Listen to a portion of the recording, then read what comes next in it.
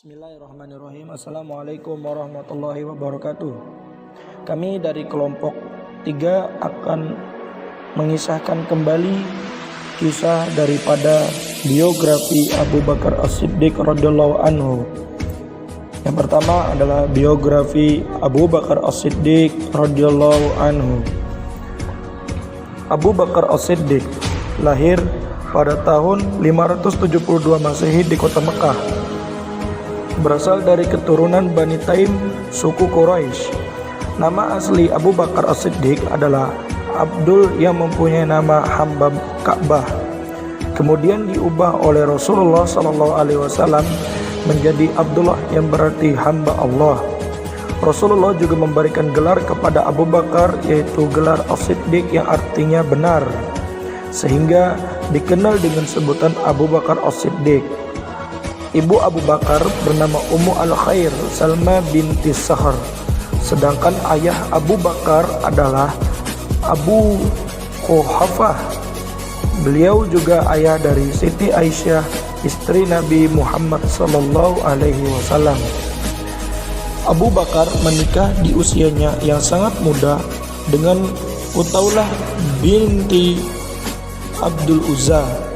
Dari pernikahannya, Abu Bakar mempunyai 2 orang anak yang diberikan nama Abdullah dan Asma. Sesudah menikah dengan Qutaulah binti Abdul Uzza, Abu Bakar menikah lagi dengan seorang perempuan yang bernama Ummur Rauman binti Amir bin Uwaimir. Pernikahan Abu Bakar dengan Ummur Rauman binti Amir bin Umaimir melahirkan 2 orang anak yang bernama Abdurrahman dan Aisyah. Kemudian di Madinah ia kawin dengan Habibah binti Kharijah. Setelah itu dengan Asma binti Umais yang melahirkan Muhammad. Di masa jahiliyah, Abu Bakar berniaga. Perniagaannya sangat luas dan dia seorang pedagang kaya raya yang memiliki lebih dari 40.000 dirham tunai. Ketika dia beragama Islam, sesudah dia memeluk agama Islam, Abu Bakar berfokus kepada mengabdi dan menyiarkan agama Islam. Tidak lagi perhatiannya kepada urusan perniagaan, hanya saja sekedar untuk memenuhi keperluan hidup dengan keluarganya sehari-hari. Abu Bakar menghabiskan semua uangnya demi mendukung dan memajukan agama Islam. Ketika wafat, tidaklah ia memiliki apa-apa kecuali uang 1 dinar. Ia biasa berjalan kaki ke rumahnya di Sun di pinggir kota Madinah. Ia juga jarang memiliki menunggang kudanya. Ia kadang ke Madinah untuk memimpin sembahyang berjamaah dan kembali ke Sun di sore hari.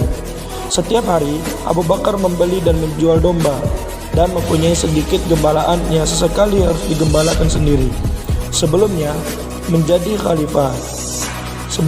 khalifah, ia telah terbiasa memerah susu domba milik kabilahnya. Sehingga ketika ia menjadi khalifah, seorang budak anak perempuan menyesalkan dombanya tidak ada yang memerah lagi. Abu Bakar kemudian meyakinkan anak perempuan itu bahwa ia akan tetap memerah susu dombanya dan martabat tidak akan merubah tingkah lakunya.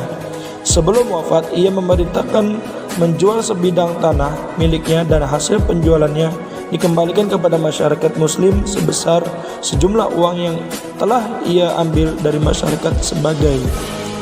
Kemudian Abu Bakar Siddiq wafat pada tahun 634 Masehi di Madinah, Arab Saudi.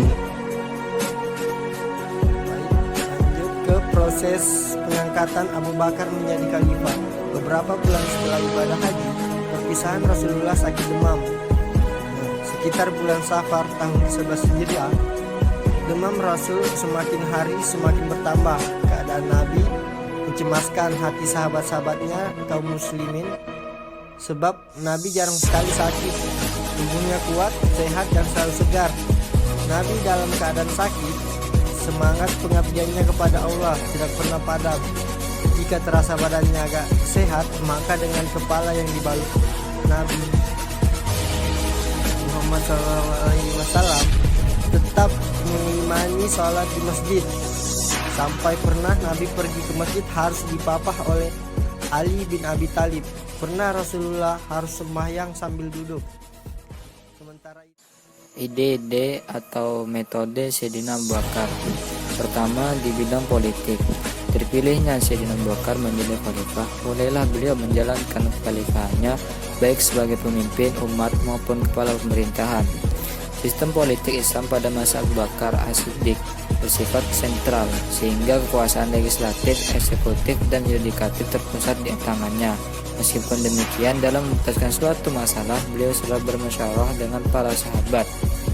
Yang selanjutnya di bidang keagamaan, ada dua peristiwa penting yang terjadi pada pemerintahan Abu Bakar. Pertama, peperangan dengan kaum Riddah. Dalam pertemuan Abu Bakar tidak hanya melawan musuh-musuh Islam dari luar, tetapi dari dalam. Akibat peperangan kaum Riddah, banyak pasukan Abu Bakar yang gugur sebagai syahid. Kedua, mengumpulkan mushaf Al-Quran. Pengumpulan mushaf Al-Quran berdasarkan usulan dari Umar bin Khattab. Selanjutnya di bidang sosial, ada berbagai peristiwa yang terjadi pada masa Abu Bakar. Pertama, munculnya orang-orang murtad dan menolak membayar zakat. Kedua, munculnya nabi-nabi palsu.